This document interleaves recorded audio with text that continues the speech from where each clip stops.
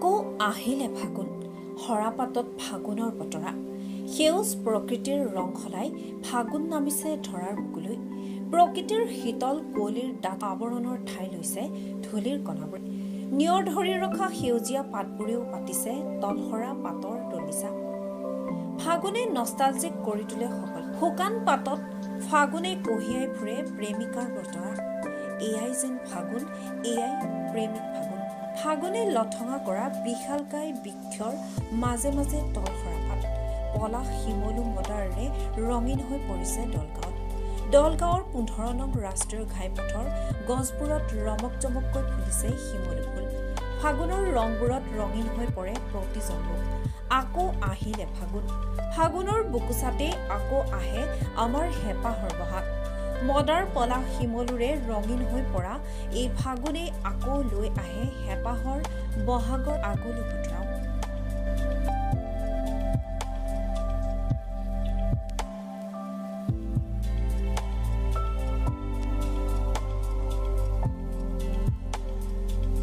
তেজপুৰৰ পৰা চন্দন শৰ্মাৰ ৰিপৰ্ট মহাজাতি 24 লাইভ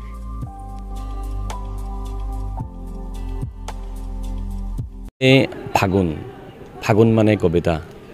হীৰেণ ভট্টাচাৰ্য এই ক্ষেত্ৰত হীৰেণ ভট্টাচাৰ্যদেৱে বহুতেই ধুনীয়া এটা কবিতা লিখি গৈছে জাষ্ট অলপ গাই দিছোঁ শুকান বতাহ জাকে পাতবোৰ উৰুৱাই নিয়ে ৰাংঢালী চৰাইবোৰ গছৰ ডালত পৰি নাচে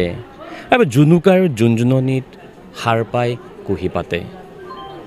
এয়াই ফাগুন কবি হীৰেণ ভট্টাচাৰ্যই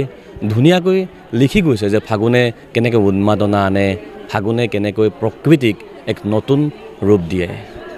ফাগুন সকলোৰে বাবে সুখৰ হওক তাৰে কামনা কৰিছোঁ ধন্যবাদ মই আচলতে কবি হীৰেণ ভট্টাচাৰ্যৰ এই মুহূৰ্তত যিটো কবিতা পাঠ কৰিলে সেই কবিতাটো আধৰিয়ে কৈছোঁ ফাগুন আপাত দৃষ্টিত দেখিবলৈ বা চাবলৈ আমাৰ গছৰ পাতখিনিও সেউজীয়া পাতখিনিও সৰি পৰে লঠঙা হৈ পৰে তলত গছৰ তল শুকান পাতেৰে ভৰি পৰে কিন্তু